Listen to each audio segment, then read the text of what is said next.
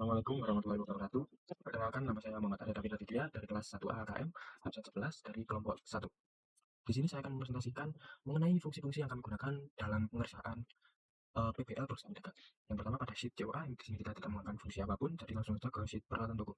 Pada sheet peralatan toko di sini kita menggunakan rumus sum dari range F5 sama dengan F17 untuk mengetahui total biaya. Kemudian ada fungsi SLN, yaitu penyusutan garis lurus dengan biaya sama dengan sum tadi, eee, nilai residu 0 dan masa pakai 10 tahun. Kemudian untuk asetnya itu sama dengan total biaya dikurangi total penyusutan dikali 5, karena 2024 sudah 5 tahun dari 2019. Selanjutnya pada bahan habis pakai, di sini kita menggunakan perkalian, yaitu perolehan dikali jumlah unit untuk mengetahui total biaya pada setiap perlengkapan. Kemudian menggunakan fungsi sum untuk mengetahui total harga dari 15 perlengkapan di sini. Yang range F5 sampai dengan F19. Kemudian kita lanjut ke persediaan. Pada persediaan ini menggunakan fungsi tambah, yaitu untuk menentukan harga jual sama dengan harga beli ditambah dalam kurung harga beli dikali margin 15% menghasilkan harga jual persatuan. Untuk saldo menggunakan perkalian harga jual dikali jumlah stok. Kemudian ada fungsi sum dari range I5 sampai I29 untuk menentukan total total harga dari semua stok barang. Terus kemudian kita lanjut ke neraca awal. Pada neraca awal kita ingin menggunakan fungsi sama dengan untuk mengambil referensi dari persediaan dan juga referensi dari daftar piutang dagang dan lain-lain. Ini juga menggunakan fungsi sum dan fungsi tambah untuk menjumlahkan total aktiva netap dan total aktiva lancar. Terus kemudian di sini ada fungsi SLN, di mana total biaya yang dikeluarkan untuk pembelian dikurangi penyusutan dengan biaya pembelian 250 juta, nilai residu 0 dan masa pakai sebesar 25 tahun. Ini juga sama dengan bangunan menggunakan fungsi SLN. Kita lanjut ke daftar piutang dagang. Di sini kita hanya menggunakan fungsi sum untuk mengetahui total piutang yang harusnya masuk ke kas kita, dan selanjutnya di sini juga menggunakan fungsi sum untuk daftar utang dagang untuk mengetahui kita mempunyai utang berapa pada PT. Terus selanjutnya ada data transaksi. Pada data transaksi di sini kita menggunakan rumus concat.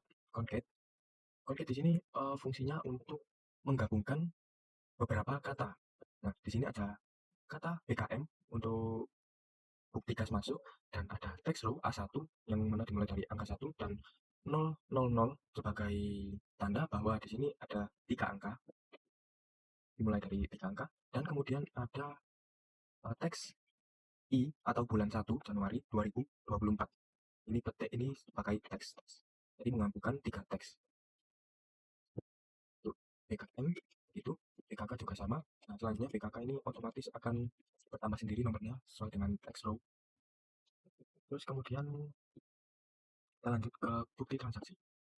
Pada bukti transaksi di sini kita menggunakan data validation untuk memudahkan kita mencari transaksi nomor berapa yang akan dicari. Ini menggunakan VLOOKUP dengan referensi L3, yaitu data validation. Kemudian rentangnya pada data transaksi 38 sampai F50, pada sheet data transaksi dengan indeks 3. Jadi nomor bukti ini ada pada indeks 3.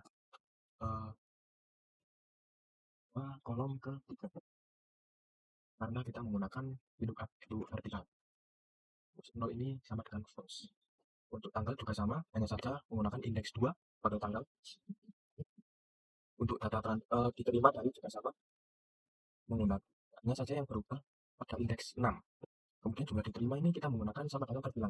Ini sama dengan terbilang, kita ada sedikit coding pada add-on. Nah, ini kita mendapat referensi dari Google, akan memudahkan kita jika kita menulis angka 2 juta langsung keluar 2 juta rupiah gitu. Terus keterangan juga menggunakan VLOOKUP sama, nominal juga VLOOKUP. Ini untuk bukti kas masuk dan bukti kas keluar kurang lebih sama. Terus kemudian kita lanjut ke faktur penjualan dan faktur pembelian. Di sini kita juga menggunakan data validation untuk memudahkan kita mencari data. Dan nomor faktur juga menggunakan VLOOKUP, file VLOOKUP, termin VLOOKUP, dan referensi juga data validation, rentangnya data transaksi pada indeks ke 10. Kemudian pada tabel di sini kita menggunakan rumus filter, yaitu dari rentang data transaksi pada sheet sebelumnya, terus dengan ketentuan yang di sini yaitu uh, data transaksi juga sama dengan AE4. Di sini AE4 yaitu nomor faktur. Mengapa AE4 di sini dikunci? Karena agar tidak tertukar nama barang dengan faktur lainnya. Di sini ada dua faktur, contohnya faktur kedua, jadi nama barang bisa langsung berubah. Untuk faktur pembelian juga sama, menggunakan rumus filter, kalau barang filter, jumlah filter dan satuan juga filter. Untuk total harga, kita tinggal mengalihkan harga satuan dengan jumlah. Terus kemudian ada fungsi sum. Pada bukti transaksi ini kita menggunakan bukti memorial manual karena cuma sedikit. Terus kita lanjut ke CB atau jurnal beli. Di sini kita menggunakan fungsi VLOOKUP dengan referensi B7 yaitu nomor.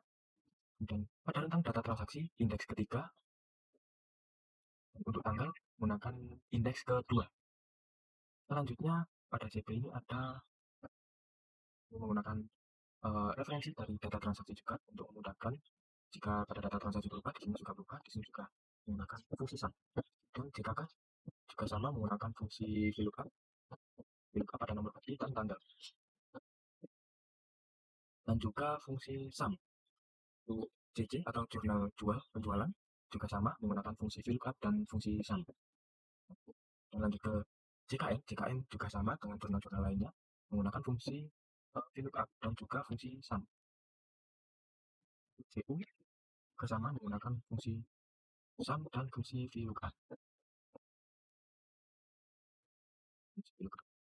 Di sini mengapa fungsi VLOOKUP rentangnya ke COA karena referensi dari E12. Di sini E12 yaitu referensi nomor akun.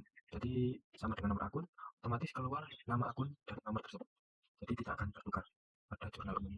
Kemudian kita lanjut ke buku besar. Pada buku besar ini kita menggunakan pivot table. Kenapa menggunakan pivot table? Agar memudahkan kita mencari tiap-tiap akun. Contohnya di sini ada akun kas, bisa langsung ketemu nominalnya berapa. Juga sama. Terus selanjutnya kita ke buku besar utama. Di sini juga menggunakan pivot table dan fungsi filter. Memudahkan pencarian tiap-tiap toko atau CV dan PT. Jadi kita tahu kita mempunyai hotel berapa pada PT tersebut. Kemudian pada piutang juga sama menggunakan pivot table dan juga filter untuk mengetahui bahwa customer ini mempunyai hutang berapa pada kita. Selanjutnya pada neraca saldo sebelum penyesuaian juga menggunakan pivot table sama. Selanjutnya ada kartu persediaan. Pada kartu persediaan ini kita menggunakan perkalian yaitu quantity dikali price. Terus kemudian di sini ada fungsi dari data transaksi, juga dari data transaksi untuk memudahkan kita. Terus di sini karena menggunakan metode FIFO jadi saldo awal 7, kemudian beli 5, di sini saldo awal 7 tetap. Nah, 5 ditulis di bawahnya. Ada quantity kedua, ada pembelian 2, jadi yang diambil pada barang yang pertama. Jadi 7 di sini berkurang 2 menjadi 5, 5 di sini tetap betul. Kemudian di sini juga berkurang 1 lagi, 5-nya dikurangi 1, jadi tetap. Di sini kita buat tabel per barang, jadi memudahkan kita barangnya tinggal. Kemudian kita ke soal. Di soal ini kita menggunakan fungsi SLN yaitu penyusutan garis lurus dengan biaya awal pada neraca pada akun penyusutan kendaraan dengan nilai residu 0 dan masa pakai 5 tahun. Di sini kenapa dibagi 12? Karena kita ingin mengetahui per bulannya penyusutan berapa. Terus kemudian ada JP, jurnal penyesuaian. Jurnal penyesuaian kita menggunakan fungsi VLOOKUP dan referensi E6 yaitu sama dengan JU dari JOA agar tidak tertukar antara nomor akun dan akun lainnya. Terus indeksnya kedua, antara indeks pertama yaitu nomor akun, indeks kedua yaitu nama akun. Dan di sini juga ada sum. Lanjut ke neraca saldo setelah penyesuaian, di sini juga menggunakan pivot table dan juga fungsi sum sama dengan neraca saldo sebelum penyesuaian. Di sini neraca setelah penyesuaian.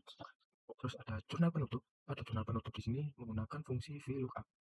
VLOOKUP sama fungsi nomor akun, dan juga fungsi sum. Untuk neraca saldo setelah penutup, nah di sini jurnal penutup, neraca saldo setelah penutup menggunakan fungsi pivot table. Dan fungsi pivot table ini untuk memudahkan kita untuk tiap-tiap jurnal nominalnya berapa dan juga fungsi sum. Kita lanjut ke laporan posisi keuangan. Pada laporan posisi keuangan ini kita menggunakan fungsi VLOOKUP. VLOOKUP ini juga menggunakan fungsi sama dengan referensi pada neraca saldo sebelum penyesuaian, setelah penyesuaian, juga ada fungsi sum. Kurang lebih sama ini dengan neraca awal. Terus kemudian yang terakhir di sini adalah analisis laporan keuangan. Pada analisis ini kita menggunakan fungsi pengurangan. Pada referensi laporan keuangan dikurangi sama dengan laporan keuangan pada kolom yang berbeda. Kolom B8 dikurangi kolom B11. Kan persentase 11,14%, dan kemudian kita buat menjadi diagram untuk memudahkan kita melihat data.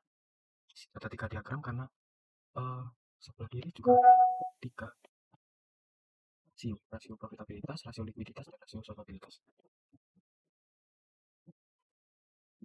Akan rumus sama dengan pembagian kemudian dikali 100%, pembagian perkalian. Dan presentasi dari saya mengenai fungsi-fungsi yang terdapat pada PPL perusahaan dagang pada kelompok kami. Ada kurang lebihnya mohon maaf. Wassalamualaikum warahmatullahi wabarakatuh.